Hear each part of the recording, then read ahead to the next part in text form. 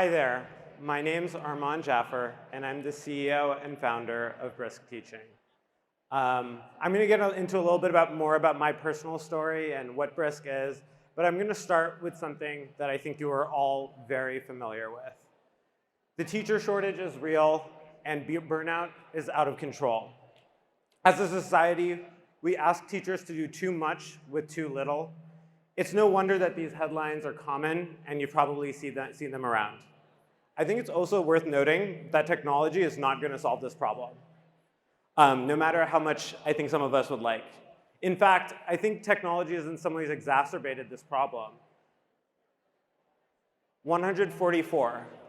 That's the number of tools the average teacher uses in a given school year. That's insane. And I think for many of the people in this room, we're innovators. We're cutting-edge people who are trying out new technology. It's worth asking ourselves, including myself, are we the problem in some ways? Are there too many edtech tools? And at the same time, with artificial intelligence, there's so much excitement about what it can do for teachers. So how do you solve a problem where, in its essence, there are too many tools in the first place? This is something that I'm personally very familiar with, both from a school side and from working in education. I graduated from high school 11 years ago. I grew up in the era of Facebook and email, but when it came to school, things hadn't changed a lot. I printed out assignments in the library. I completed lab reports like the one here today on pen and paper. And thanks to Bill Nye, I ended up focusing on bio-AP and AP Chem. I think for most of us here today, our school looked very similar to this. But I think for many of you who are in the classroom right now, you know that that's not what the classroom looks like. Significant parts of teaching and learning have gone digital, whether it's assignments, lesson plans, grading, all delivered through technology. And you're familiar about why. There's been a surge in one-to-one instruction, students having their own devices. Also, distance learning caused, remote, Zoom school caused teachers to incorporate technology in all parts of classes. And then suddenly when, Zoom classes were no longer a thing, teachers kept the technology. There's very little pen and paper, and my frequent excuse of dog ate my homework no longer works. I was fortunate enough to participate and observe these shifts at the Chan Zuckerberg Initiative, where I worked on the education team there. When I saw how general word processing tools were failing students, like Google Docs and Microsoft Docs, I ended up pioneering this new tool called Notebooks, which focused on streamlining teacher workflows for feedback and student work. It looks pretty great. Our product helped, but it also added to app overload. The efficiency gains were diminished by constantly switching context and using yet another siloed tool. So while teachers really loved Notebooks, they also loved 139 other tools that they were using at the same time. Enter AI. The applications for AI in the classroom are obvious. We are at a conference 15 months after ChatGPT was released because we're all so excited and potentially scared about what AI can do in the classroom. This speaks to both the potential for technology to transform education. At Brisk, we believe that this potential is so important that it's worth us asking ourselves, does this generation of technology with AI, should it look different than previous generations? Today, I'm going to present you with 3 principles that encapsulate what we believe at Brisk are the most important thing. The first is integration. The thing that I hear most about from teachers, often when I was building notebooks, was I love your product, but what I really wish was that my existing tools worked better rather than having a new tool. If AI's opportunity is to help teachers speed up the things that they're already doing, there's no way that building a new tool, a new thing, is actually going to be able to actually save time. At Brisk, we believe that deep integration with teachers' existing tools is the place to start, rather than starting with a whole new platform to use. The second principle is interconnectedness. Many of you here today are educators. You know how nuanced and sophisticated your practice is. you also know that none of your tools have ever reflected that complexity and thoughtfulness. You know, when you're creating a lesson plan, when you're creating a resource, you're not just thinking about the content itself, you're thinking about your learners, you're thinking about that student who doesn't raise their hand in their class and how you're going to engage them. There's no way that ChatGPT is going to be able to understand that. So how do you build interconnectedness so that you can actually pull from different places in your tools at the same time? And the last is personalized. Teachers have limited brain power and capacity to truly be able to personalize education to the needs of your specific learners. And we think that this is a really important part of quality instruction. But I present you the enemy, which is really the status quo. The number of tools that teachers use has blown up. These are just five of the many types of tools that teachers are using. And I actually have a very radically simple but crazy question. If you started today, would you design your existing edtech solutions differently? You probably would. A student information system has not changed in the 45 years since the SISs have started, and I think you all are familiar with it. Would you have a learning management system that was completely separate from that SIS system? Would your curriculum that you're using, would that be completely separate, or would it all be incorporated?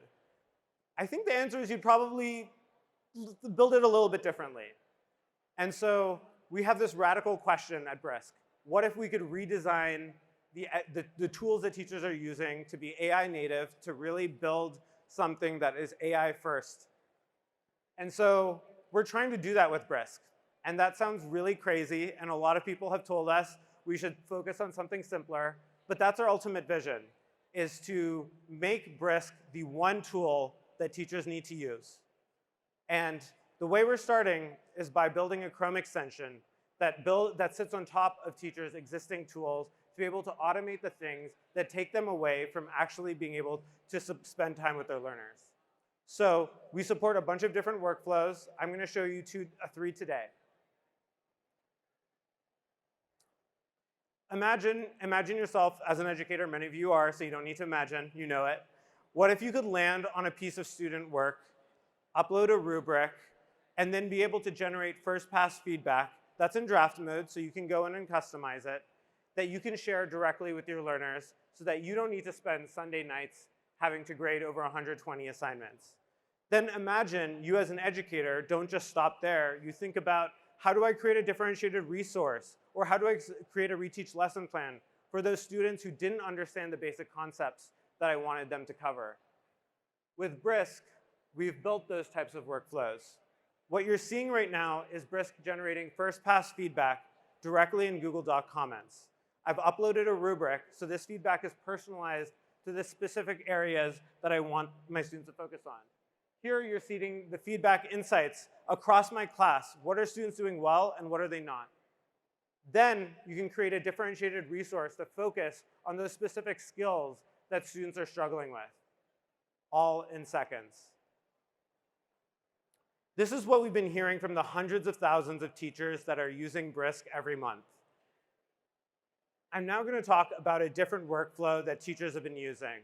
One of the things that was always so frustrating when I worked in education prior to Brisk was that teachers were always accommodating different types of materials. Districts provide lesson plans. They might not be customized to the specific needs of a class. And so often teachers are accommodating and changing curriculum, and often that can be very tedious and painful every school year. Imagine being able to land on an internet resource, whether it be a YouTube video, a news article, a digital textbook, and being able to instantly change the reading level, be able to create a quiz about it, be able to create a Google slide presentation, or anything else that might be necessary, whether it be a resource or a lesson plan. And that's what you can do with Brisk. Here, I'm creating a presentation about this web page. It's instantly generating that you can share directly with your students. You could also give feedback on this presentation if this was a student that had submitted it. Then you can create a quiz about that presentation itself. The thing that teachers love about Brisk is how simple it is. It's not yet another tool that you need to use. It just makes your existing tools work in a way that makes sense. Now, today I'm going to share something, I'm going to give you a sneak preview of something that we've been working on internally at Brisk for a long time. We've shared it with a couple of partner districts, and we'll be rolling this out more in the coming weeks and months. We've heard from many educators that they really want some of the Brisk's capabilities for their students, right? Students often, students love Brisk's feedback, but sometimes it takes them weeks for a teacher to be able to open up an assignment to get that type of feedback. Teachers are leveling text to support students who came back from the pandemic not reading at grade level, but they themselves, the teacher, have to actually level it for students themselves. With Brisk, what we're trying to do with Brisk Boost, our student-facing tool, is to close that gap, to give students control of their own educational outcomes. And so what you're seeing here is the student version of Brisk, the student asking, help me with my introduction. That rubric has been uploaded by the teacher, and they're instantly getting feedback that they can agree and disagree with in seconds. And then they can explain to the teacher how they actually incorporated that feedback into their revision. As a teacher then, I can open up Brisk and actually see how the student responded to the feedback. Really important to get that visibility directly into the tool. These are just 3 of the hundreds of ways that teachers are using Brisk. The whole purpose of Brisk is not to build a specific workflow. It's not to say, hey, I have a YouTube video, I'm only going to allow you to generate questions. It says, you have a YouTube video. Do you want to give feedback because it's a student submission? Do you want to be able to create a presentation, a quiz? All of that in seconds. I'm going to end where I started, which is the teacher burnout. And I'm also going to end with the fact that technology is not going to solve this problem. But if you think about the principles that I shared today, integration, interconnectedness, and personalization, these principles directly flow from ways in which we need to start to think about the teacher shortage and teacher burnout, which is simplifying teachers' lives rather than adding one more thing to do. And our worry with AI is that AI might just become another thing for teachers to do. So it needs to make sense. Thank you so much.